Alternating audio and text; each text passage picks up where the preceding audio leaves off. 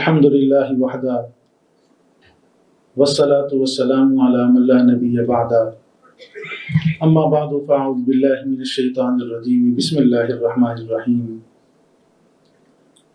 وَإِنَّكَ لَعَلَى خُلُقٍ عَظِيمٍ وقال النبی صلی اللہ علیہ وآلہ وسلم انما بعثت لأتمم مکارم الاخلاق صدق اللہ مولانا العظیم وصدق رسولہ النبی الکریم ونحن علی ذلک من الشاہدین والشاکرین والحمد للہ رب العالمین۔ نہایت قابل احترام ہمارے اس جامعہ کے اساتذہ کرام اور معززین شہر بھی موجود ہیں، اور میری پردہ دار مائیں بہنیں بھی موجود ہیں، اور خصوصاً صدر گلشن جناب پروفیسر ڈاکٹر نذیر احمد ظفر صاحب، سب کی خدمت میں سب سے پہلے السلام علیکم ورحمۃ اللہ وبرکاتہ۔ آج کی یہ جو پرنور تقریب ہے، نورانی محفل ہے، اس کا عنوان یہاں سامنے فلیکس پر آپ کو نظر آ رہا ہے، سیرت النبی صلی اللہ علیہ وآلہ وسلم۔ سیرت النبی صلی اللہ علیہ وآلہ وسلم، سیرت اگر میں یوں کہوں کہ یہ وہ بحر ناپیدا کنار ہے جس کا نہ کسی کو کنارہ معلوم ہے اور نہ اس کی کسی کو تہ معلوم ہے۔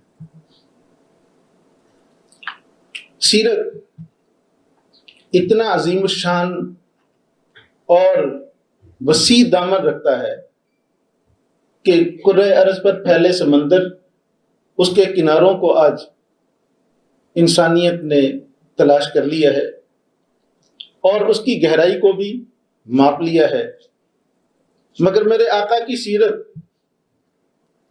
یہ وہ بحر ناپیدا کنار ہے جس کا کوئی کنارہ کسی کو آج تک معلوم نہیں ہوا۔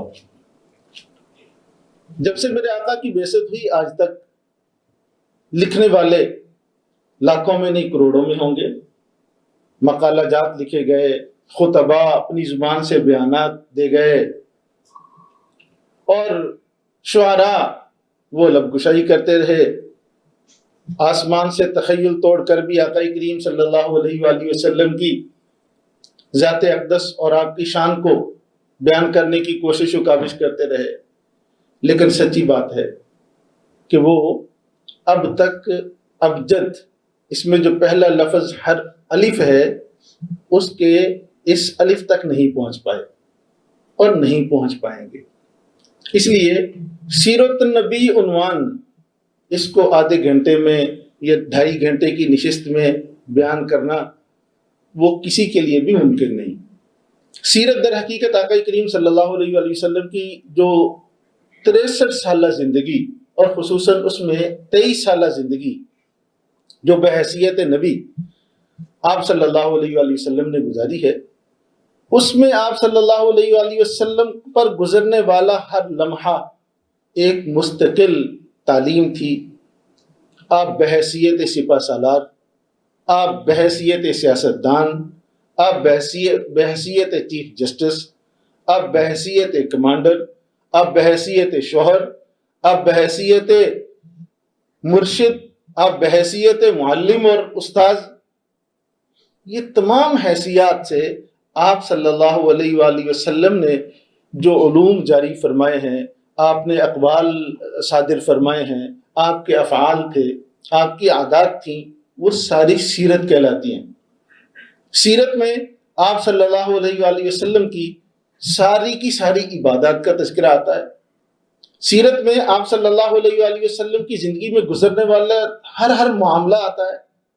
آپ صلی اللہ علیہ وآلہ وسلم کی پوری معاشرت آتی ہے۔ آپ صلی اللہ علیہ وآلہ وسلم کا گوشہ، زندگی کا ہر گوشہ اس سیرت میں آتا ہے۔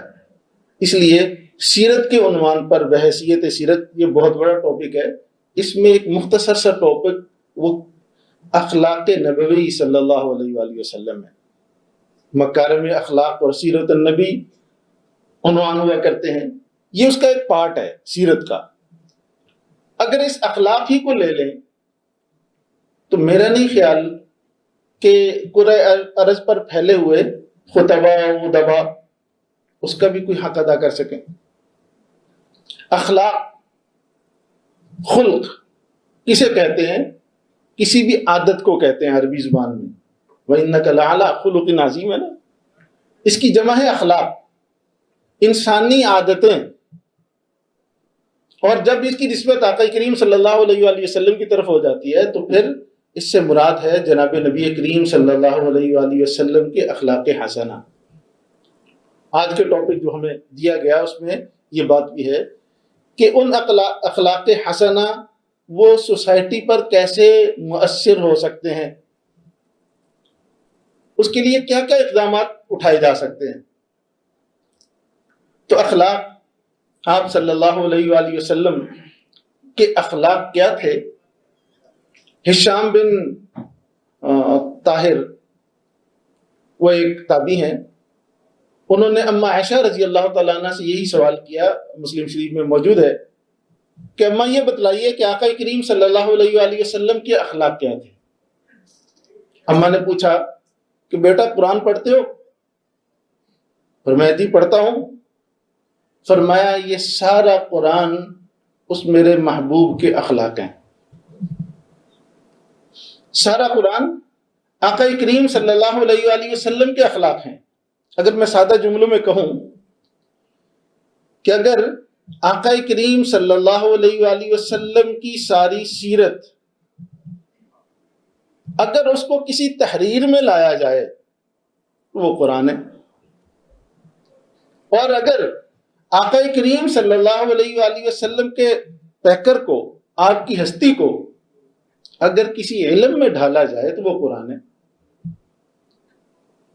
یعنی سارا قرآن میرے آقا کریم صلی اللہ علیہ وآلہ وسلم کی سیرت ہے. تو آپ نے دیکھا کہ سیرت، اخلاق آقا کریم صلی اللہ علیہ وآلہ وسلم کے وہ قرآن کریم سارا کا سارا قرآن ہے. چند واقعات اخلاق میں سے، آپ کے خلق، اب اتنا لمبا باب ہے، آپ کی تواضع کیسی تھی، آپ کا حلم کیسا تھا، آپ درگزر کیسے فرمایا کرتے تھے، آپ کا چھوٹوں کے ساتھ معاملہ کرنے کا کیا انداز تھا، یہ سارے اخلاق ہیں. بس 2-3 واقعات، بہت وقت بیت چکا، آپ کے سامنے خلق کے رکھتا ہوں. اور یہ جو واقعات بیان ہوں گے اس کے بعد در حقیقت ہمیں سوچنا ہے کہ کیا ہم آقا کریم صلی اللہ علیہ وآلہ وسلم کے ان خلق میں سے ہمارے پاس کوئی حصہ ہے یا نہیں. اگر ہے تو شکر کریں اور مزید بڑھیں، اگر نہیں ہے تو فکر کی ضرورت ہے. پہلا، آقا کریم صلی اللہ علیہ وآلہ وسلم، آپ اگر کسی کے باس تھے تو آپ کا معاملہ کیسا تھا؟ ماتحتوں کے ساتھ آپ صلی اللہ علیہ وآلہ وسلم کا معاملہ کیسا تھا، آپ کا رویہ کیسا تھا؟ نوکروں کے ساتھ آپ صلی اللہ علیہ وآلہ وسلم کا رویہ کیسا تھا؟ سب سے بڑے خادم جناب نبی کریم صلی اللہ علیہ وآلہ وسلم کی زندگی میں 2 رہے ہیں. ایک کا نام ہے حضرت سفینہ، نام تو ان کا کچھ اور ہے، اور لیکن سفینہ کے نام سے مشہور ہے. حضرت سفینہ، چلو مختصر ان کا واقعہ عرض کر دیتا ہوں. حضرت سفینہ یہ حضرت ام سلمہ رضی اللہ تعالیٰ عنہا کے در حقیقت غلام تھے. حضرت ام سلمہ ہماری ماں جب حضور کے عقد میں آئی تو یہ غلام ان کی ملکیت تھے، تو ان سے ایک دن فرمانے لگی کہ میں آپ کو اس شرط پر آزاد کرنا چاہتی ہوں کہ آزاد ہونے کے بعد آپ ساری زندگی اس میرے شوہر اور میرے آقا کی خدمت میں گزار دیں. تو حضرت سفینہ فرمانے لگے کہ آپ اگر یہ شرط نہ بھی لگاتی تو میں نے تہیہ کر رکھا تھا کہ جب بھی میں آزاد ہوں گا تو بھی میں حضور علیہ السلام کی خدمت میں رہوں گا. چنانچہ انہیں آزاد کیا گیا اور انہوں نے آزاد ہو کر حضور کی خدمت اپنے ذمہ لے لی، سفر میں، حضر میں، ہر جگہ یہ حضرت سفینہ ساتھ ہوتے. اگر سامان ہے تو انہوں نے اٹھانا، جوتا ہے تو انہوں نے سنبھالنا، آقا کریم صلی اللہ علیہ وآلہ وسلم کی سواری، اس کو باندھنا، لے کر آنا، وضو کے لیے پانی مہیا کرنا، بستر مہیا کرنا. سفر حضر میں جتنا آپ صلی اللہ علیہ وآلہ وسلم کا سامان ہوتا تھا وہ ان کے پاس ہوتا تھا. تو ایک مرتبہ کسی سفر میں تشریف لے جا رہے تھے تو آقا کریم صلی اللہ علیہ وآلہ وسلم کا کپڑے بھی ہوں گے، آپ کا بستر بھی ہوگا، سب کچھ اپنے کندھوں پر اٹھاتے تھے، سواری پر نہیں لاتے تھے. تو انہوں نے دیکھا کہ کچھ اور بھی بزرگ صحابہ ہیں، ان کے پاس سامان ہے، سب کو کہا کہ میرے اس کندھے پر رکھتے جاؤ. جب آقا کریم صلی اللہ علیہ وآلہ وسلم نے اچانک دیکھا تو وہ ایک بہت بڑا حجم بن چکا تھا، ان کے اوپر چھوٹے چھوٹے کافی ساری چیزیں تھی. آپ صلی اللہ علیہ وسلم نے پوچھا کہ یہ کون ہے؟ انہوں نے بتایا یا رسول اللہ یہ تو غلام ہے، مہران ان کے نام سے متعلق 26 قول ہیں. تو یہ تو مہران ہے. فرمایا کہ مہران نہیں، ان سے فرمایا انت سفینہ. سفینہ عربی زبان میں کشتی کو کہتے ہیں، بڑی کشتی کو. انت سفینہ، تم تو جہاز ہو. کیونکہ اتنا بڑا سامان ان کے اوپر لدا ہوا تھا. اس کے بعد سے حدیث پاک میں کہ اس حضرت سفینہ نے یہ شرط لگا دی کہ آئندہ مجھے کوئی میرے نام سے نہیں پکارے گا، جو بھی مجھے کہے گا سفینہ کے نام سے پکارے گا. اگر کوئی پوچھتا تو اپنا نام سفینہ بتاتے، اس لیے کہ آقا کریم صلی اللہ علیہ وآلہ وسلم نے مجھے سفینہ نام سے پکارا. چنانچہ اتنا سفینہ نام سے مشہور ہوئے کہ آج ان کے اصلی نام کو مورخین نہیں جانتے. میں نے عرض کیا وہ لکھا ہوا اسماء الرجال کی کتابوں میں 26 نام ہیں ان کے، 26 نام، اصلی نام نہیں معلوم ہوا. یہ خادم تھے آقا کریم صلی اللہ علیہ وآلہ وسلم کے.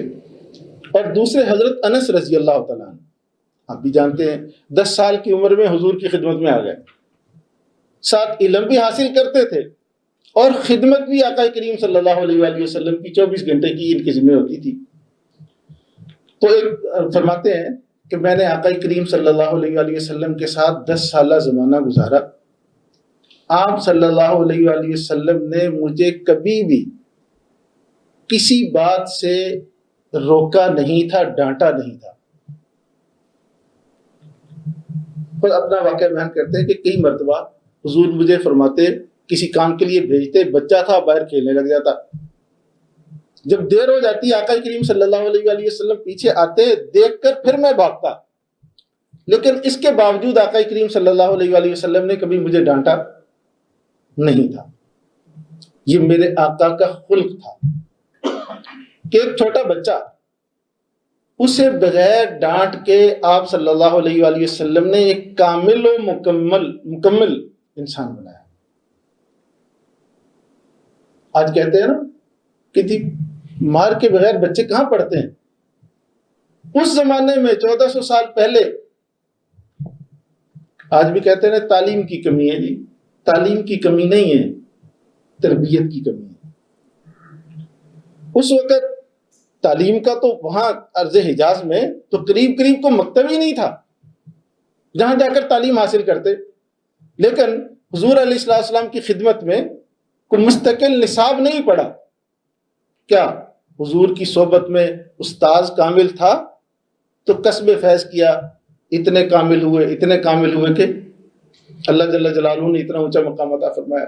معلوم ہوا ایک خلق یہ ہے کہ ہم بچے، چاہے میرا ہے چاہے قوم کا ہے، چاہے میرا شاگرد ہے چاہے میرا مرید ہے، جب استاذ کامل ہوتا ہے تو شاگرد بھی کامل ہو جاتا ہے. مجھے اس سے ہمیشہ سے اختلاف نظر رہتا ہے. لوگ کہتے ہیں انوائرمنٹ اچھی ہو نا، بلڈنگ اچھی ہو، اس میں بہت سارے تکلفات ہوں، ضرورت کے مطابق کرنے چاہیے. ہم بھی کرتے ہیں تعمیرات میں، صفائی ستھرائی نظافت سب چیزوں کا نظم ہونا چاہیے. لیکن صرف بدن کی صفائی ستھرائی یا بلڈنگ کی صفائی ستھرائی، یاد رکھو یہ اچھا انسان نہیں بنا سکتی. اچھا انسان میرے نبی کے مکتب کا جو چبوترا صفہ تھا، سب سے پہلی تو یونیورسٹی وہی تھی نا.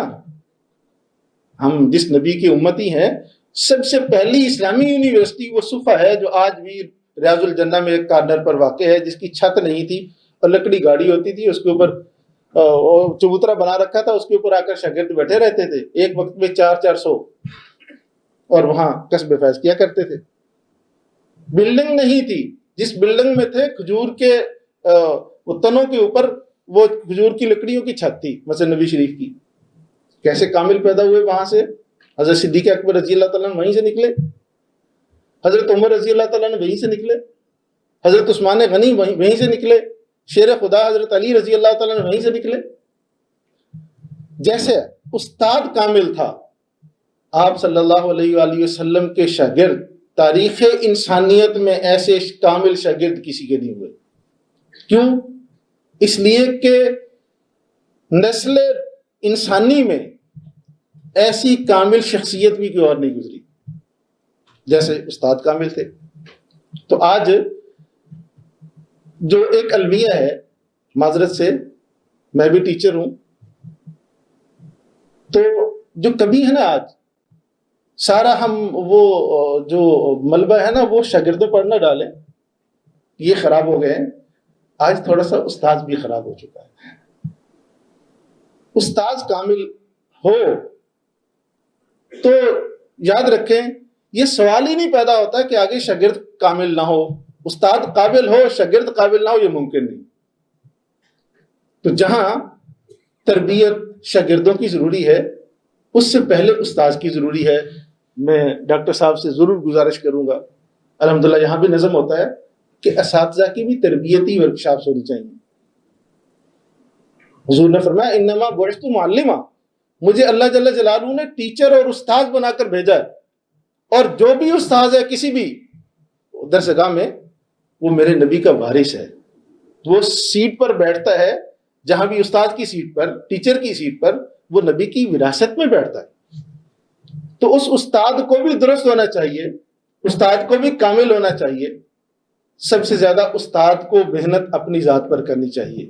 یاد رکھیں میرے نبی کی درسگاہ میں نصاب نہیں تھے، قرآن کریم اترتا تھا بوقت ضرورت بقدر ضرورت، کوئی کتابیں تو نہیں تھیں، لیکن سینہ بسینہ فیض منتقل ہوا۔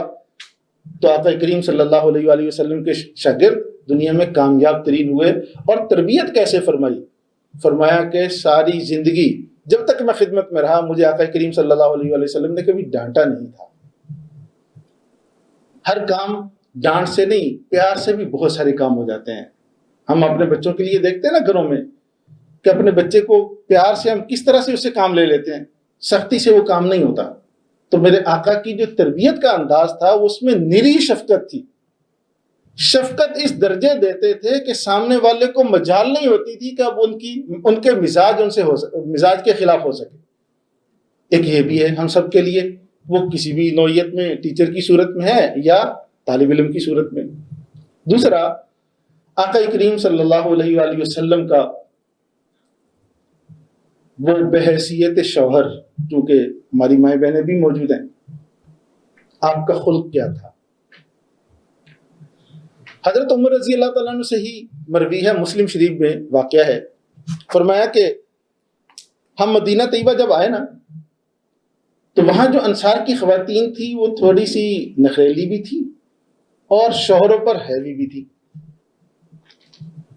وہ شوہروں کے سامنے انکار بھی کر دیتی تھی غلط بات پر اور جواب بھی دے دیا کرتی تھی۔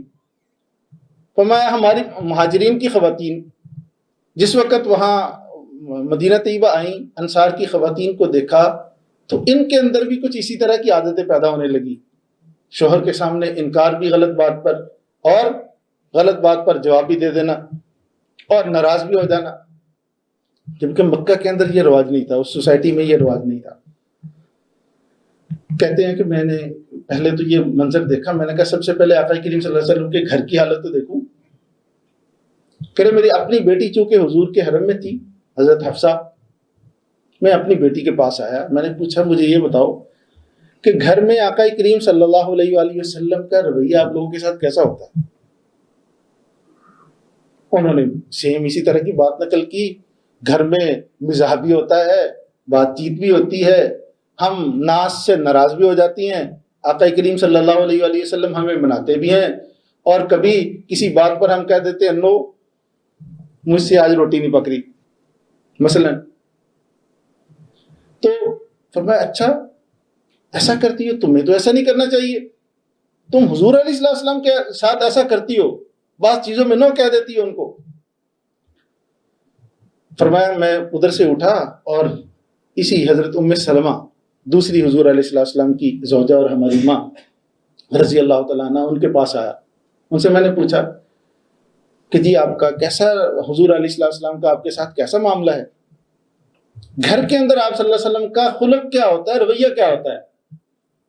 کہتے ہیں کہ انہوں نے بھی ایسی بات، پہلے تو انہوں نے بڑا خفا ہوئی کہ عمر تم ہمارے گھریلو معاملات میں بھی، میاں بیوی کے جو معاملات ہیں اس کے اندر بھی آکرم داخلت کر رہے ہو، آپ کو کیا لگے ہم جیسا چاہیں اپنے شوہر کے ساتھ کریں؟ کہہ رہے میں اپنی نالج کے لیے، علم کے لیے آپ سے پوچھ رہا ہوں۔ تو انہوں نے بتایا کہ ہم تو آپ سے ناراض بھی ہو جاتی ہیں، بہت سارے معاملات میں آپ کو نو بھی کہہ دیتی ہیں، اور آقا کریم صلی اللہ علیہ وسلم ہمارے ساتھ کھانے پکانے کے معاملات میں شریک بھی ہو جاتے ہیں، ہنسی مزاح بھی چلتا ہے۔ فرمایا میں نے عافیت اسی میں سمجھی کہ اب آگے کسی سے بات نہ کروں، غلط میں ہوں، جبکہ اپنا مزاج ایسا نہیں تھا۔ اب دیکھیے کہ جس معاشرے میں یہ تصور ممکن نہیں تھا کہ عورت ان کے سامنے بول سکے، جیسے آج بھی ہمارے بعض جاہل سوسائٹیوں میں ایسا ہے نا، عورت کو وہ پاؤں کا جوتا سمجھا جاتا ہے، اور بعض سوسائٹیوں میں آج بھی اسے اختیار نہیں ہے کہ کوئی بات کہہ سکے،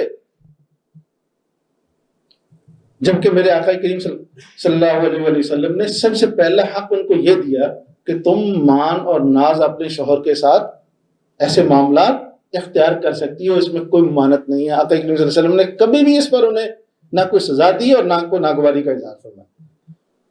آج لوگ کہتے ہیں کہ یہ جو کمزور طبقات کے حقوق تھے نا، سب سے پہلے مغرب نے دیے، عورت کو آزادی مغرب نے دی ہے۔ نہیں، میرے آقا کی سیرت سے ناواقفیت ہے۔ اگر آپ واقفیت حاصل کریں تو یقین جانیے آقا کریم صلی اللہ علیہ وآلہ وسلم نے جو کمزور طبقات کو حقوق دیے ہیں، تاریخ انسانیت میں اس کی مثال نہیں ہے۔ ہاں اس کو اس کا ذاتی حق دیا ہے، حد سے آگے بڑھنے کی اجازت نہیں دی، یہ الگ بات ہے۔ جہاں اس حد کو، لائن کو کراس کیا جائے گا، آپ دیکھیں آج بھی معاشرے کے اندر بگاڑ آئے گا۔ عورت کو 100% برابر قرار نہیں دیا، ہاں ایک درجہ نیچے، باقی اس دائرے میں رہ کر اسے کلی اختیار ہے کہ جیسا چاہے وہ اپنے شوہر کے ساتھ معاملات کر سکتی ہیں۔ اب دیکھو، دو جہاں کے سردار ہوں، نسل انسانی میں ان جیسی اور شخصیت نہ آئی ہو، لیکن گھر میں اپنی بیگمات کے ساتھ وہ پہلیاں چل رہی ہوں رات کو بادشاہوں کی، پہلے چلتی تھی نا، کہانیاں سناتے تھے، روایات میں عورتوں کی پہلیاں اپنی بیگم کے ساتھ دوڑ لگائی جا رہی ہے۔ ہم عائشہ رضی اللہ تعالیٰ، ایسا کوئی ممکن ہے آج سوسائٹی میں ایسا کوئی کر سکتا ہے؟ لیکن اسی حدود و قیود میں رہ کر، پردے میں رہ کر اپنی زوجہ ہے ساری۔ تو دیکھو اسلام یہ کہتا ہے کہ جو تمہارے عقد میں آ گئی نا، اب وہ تمہارے حرم میں ہے، اب اس کے لیے تمہاری مرد کو یہ پابند کیا ہے کہ اب تمہاری ساری توجہ کا مرکز وہ خاتون ہونی چاہیے، تمہارے حرم میں آ گئی ہے، اب اس حد سے آگے کراس نہ کرو، اب وہیں تک محدود رہو۔ اور اس عورت کو بھی یہی حکم ہے کہ آپ اپنے شوہر کے ہوتے ہوئے کسی اور طرف نظر نہ اٹھیں۔ اگر اس انداز سے ہو تو مجھے بتاؤ اس دنیا میں جنت کے گھر ہوں گے یا نہیں ہوں گے؟ جب ایک شوہر کی ساری توجہ عورت کے لیے اور ایک عورت کی ساری توجہ اپنے شوہر کے لیے، تو یہ میرے نبی کا خلق تھا، میرے نبی کے اخلاق ہیں۔ تو کیا آج ہم دیکھا دیکھی مغرب کے، معذرت سے ہماری خواتین بھی، ہمارے مرد بھی، کہ وہاں اس کو اس کی خبر نہیں، اس کو اس کی خبر نہیں، دونوں آزاد ہیں۔ پھر کچھ وقت کے بعد جو پھر ان کی زندگی کے لمحات ہوتے ہیں جو گزرتے ہیں، پھر معاشرہ واقف ہے اس سے کہ آج وہ شادی 8-10 سال سے زیادہ نہیں چل رہی، بچے ہونے کے بعد بھی نہیں چل رہی، طلاق تک نوبت پہنچتی ہے. وجہ یہ ہے کہ حدود کو کراس کر جاتے ہیں.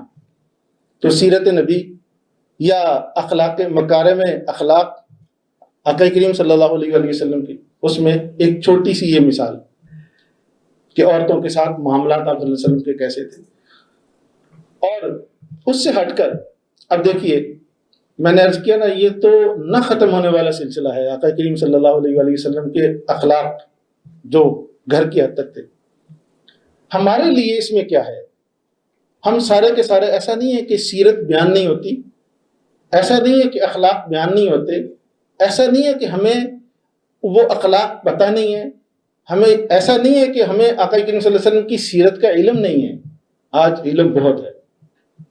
شرط یہ ہے جو ہمارے باجوہ صاحب بھی فرما رہے تھے کہ بات یہ ہے، ہمارے جو ذہن میں، تصور میں ان اخلاق یا سیرت کا مقام و مرتبہ کیا ہے. آج آقا کریم صلی اللہ علیہ وآلہ وسلم کی ذات، اس میں کوئی شک نہیں ہے کہ ہر مسلمان کے دل میں ذات تو واقعتاً وہ ایسی محبت ہے کہ کسی اور کے ساتھ ایسی محبت نہیں ہے، ہر چیز سے زیادہ محبوب ہے. لیکن آقا کریم صلی اللہ علیہ وآلہ وسلم کی سیرت، آپ کے اخلاق، آپ کے طور اطوار، آپ کے پیغامات، اس وقت جو مغربی تہذیب رونتی چلی جا رہی ہے، وہ اس کا ایک ریلہ ہے، سیلاب ہے. اس کے سامنے ہمیں یہ الیاذ باللہ، معذرت سے، ہمیں ہماری نظروں میں خود ہی کمتر ہے. اس کا مشاہدہ اس وقت ہوتا ہے جب دونوں کی ٹکر ہوتی ہے. ایک طرف میرے نبی کا خلق ہے اور ایک طرف مغربی تہذیب ہے. پتہ یہ مغربی کلچر ہے، اس کا حصہ ہے. تو اس وقت میں کس کو چوز کرتا ہوں؟ آپ دیکھیں، ہماری غمیوں میں، ہماری خوشیوں میں، ہمارے فنکشن میں، ہمارے گھریلو زندگی میں، ہمارے باہر کی، اس میں کیا ہمیں پتہ ہے میرے نبی کا طریقہ کیا ہے؟ کہہ رہے یار یہ ممکن نہیں ہے. ایک طرف یہ ہے کہ میرا نبی، ان کا اتنا اونچا مقام، اتنا اونچا مقام، ان پر ہم اپنا سب کچھ وار سکتے ہیں. گنہگار سے گنہگار مسلمان مرد اور عورت، جہاں آقا کی ناموس کی بات آ جاتی ہے، ذات کی بات آ جاتی ہے، ہم اپنا سب کچھ وارنے کو تیار ہو جاتے ہیں. مگر جب میرے آقا کی اداؤں کی بات آتی ہے، میرے آقا کے اخلاق کی بات آتی ہے، میرے آقا کی سنتوں کی بات آتی ہے، میرے آقا کے طریقوں کی بات آتی ہے، وہاں ہم سرنڈر کر جاتے ہیں. ہم وہاں جا کر کہتے ہیں کہ اس وقت کوئی نہیں، چونکہ ایک نیا فیشن یہ ہے، لوگ کیا کہہ دیں گے. آپ کو معلوم ہے نا، ہمارے فنکشن میں میرے آقا کا طریقہ ہے کہ بیٹھ کر کھانا کھاؤ، ٹیبل کرسی پر ہی کھا لو، اس کی اجازت ہے، کھڑے ہو کر نہ کھاؤ معذرت سے. تو ہمارا جو ایک اپنے آپ کو یہ بتانا چاہے گا کہ بہت مہذب اور پڑھا لکھا ہے، وہ لازماً ہے دو طریقے سے، ایک تو کھڑا ہو کر کھائے گا اور دوسرا الٹے ہاتھ سے کھائے گا. حضرات بیٹھے ہیں، اہل علم بیٹھے ہیں، کہ الٹے ہاتھ سے کھانے والے کو آقا کریم صلی اللہ علیہ وسلم نے کیا فرمایا؟ آپ صلی اللہ علیہ وسلم نے فرمایا شیطان الٹے ہاتھ سے کھاتا ہے. الشیطان یاکل بشمالی، الٹے ہاتھ سے کھانا پینا یہ نبی کا طریقہ نہیں ہے، یہ غیروں کا طریقہ ہے. اور کھڑے ہو کر کھانا یہ ہماری تہذیب نہیں ہے، میرے نبی کا یہ دیا ہوا خلق نہیں ہے، طریقہ نہیں ہے.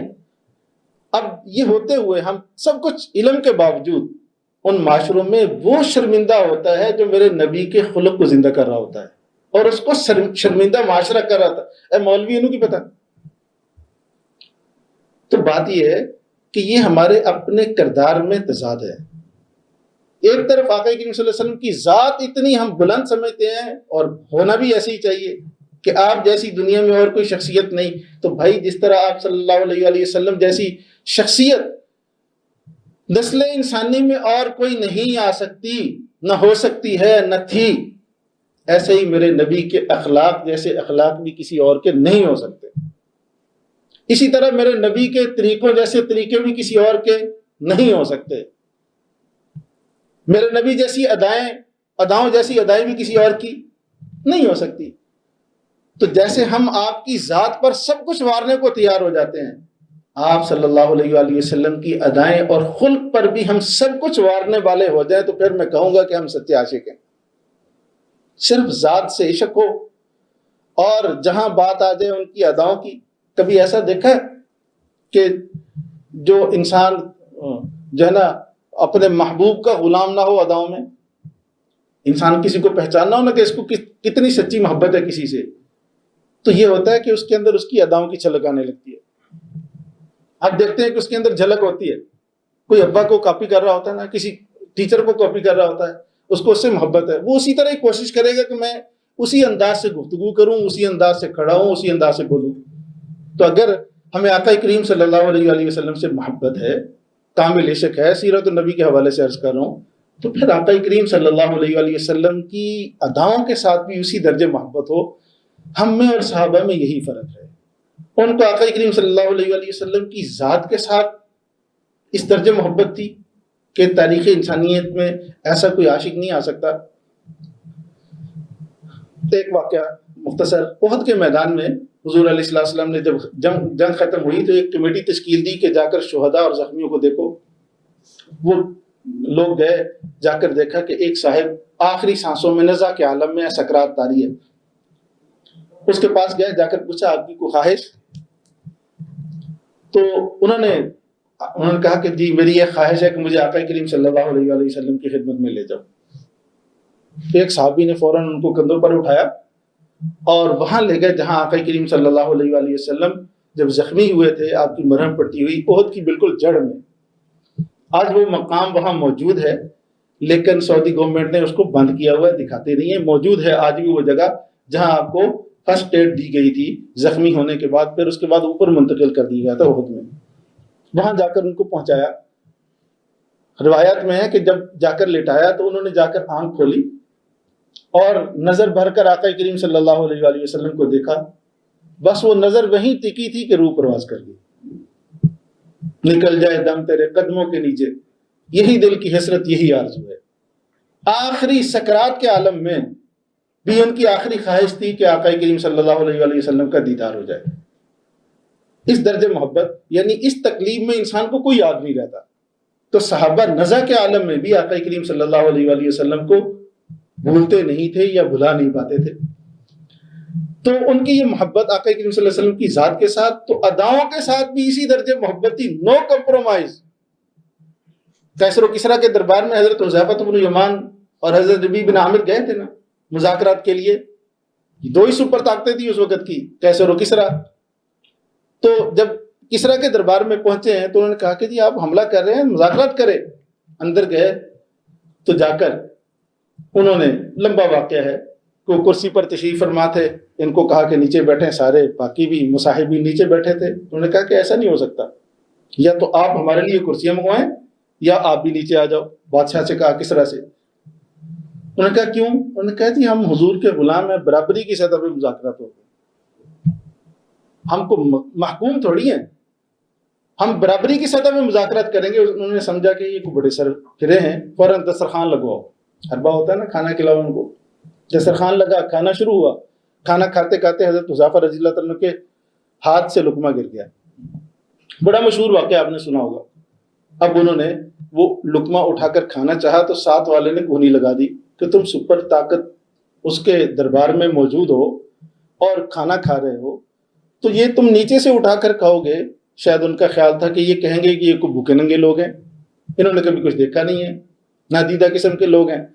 تو اشارہ تھا کہ اس وقت رک جاؤ۔ حضرت حذیفہ رضی اللہ تعالیٰ نے یہ ان کا یہ اشارہ دیکھنے کے بعد دسترخوان پر کھلے لفظوں میں، جہری لفظوں میں فرمایا کہ اترک سنت حبیبی صلی اللہ علیہ وآلہ وسلم لہؤلاء الحمقاء، کیا ان احمقوں کی وجہ سے میں اپنے حبیب صلی اللہ علیہ وآلہ وسلم کی سنت چھوڑ دوں؟ یہ مالدار ہوں گے، سپر طاقت ہوں گے، اپنے گھر میں ہوں گے، ہمارے لیے تو سپر طاقت سب کچھ مدینہ والی سرکار ہے۔ جب تک ہمارا یہ ماٹو نہیں ہوگا نا، اس وقت تک یہ جلسے سیرت کے، بیانات اخلاق کے تو ہوتے رہیں گے، لیکن میرے نبی کی وہ اخلاق زندہ نہیں ہوں گے معاشرے میں. سوسائٹی پر اثرات کا بھی ساتھ ٹچ ہے نا کہ آقا کریم صلی اللہ علیہ وسلم کے اخلاق کا سوسائٹی پر کیسے اثرات ہوں گے. اس کے لیے جتنی آپ کی ذات محبوب ہے اتنی آپ کی تہذیب، آپ کا کلچر، آپ کی ادائیں، آپ کے طریقے ہمیں جب تک محبوب نہیں ہوں گے، ہم سٹینڈ نہیں لیں گے، یاد رکھو اس وقت تک انہیں کافروں کو بھی یہ حوصلہ ہوتا رہے گا کہ وہ میرے نبی کی ذات میں گستاخیاں کرتے رہیں. انہیں معلوم ہے کہ یہ جو غلامان ہیں یہ خود سارا دن ان کی ایک ایک ادا کو نفرت کی نظر سے دیکھتے ہیں. معذرت سے یہ جو داڑھی ہے آپ دیکھ رہے ہیں نا کہ یہ اتنا تو سب کا اتفاق ہے کہ میرے نبی صلی اللہ علیہ وآلہ وسلم کے چہرہ اقدس پر تھی، آگے فرض تھی، سنت تھی، اس کو چھوڑیے، لیکن میرے نبی کے چہرے کا حصہ تھی یا نہیں تھی نا. اب ایک نہ رکھنا ٹھیک ہے کوئی بات نہیں، مجبوری ہوتی ہے بس اوقات، میں ان کو نہیں کہتا کہ جی آپ یہ لازمی کریں، لیکن اس داڑھی سے متعلق آپ جملے سنتے ہیں معاشرے میں، آؤ جی داڑھی رکھی، علیہ باللہ ڈاڑا رکھ لیا جی، بس داڑھی. ہر جو بھی کوئی جرم ہو جائے ایک طرف 100% مجرم اور ایک طرف ایک آدمی سے 2% اس سے جرم سرزد ہوتا ہے، لیکن اس کی اگر داڑھی ہے نا تو اس کی خیر نہیں ہے.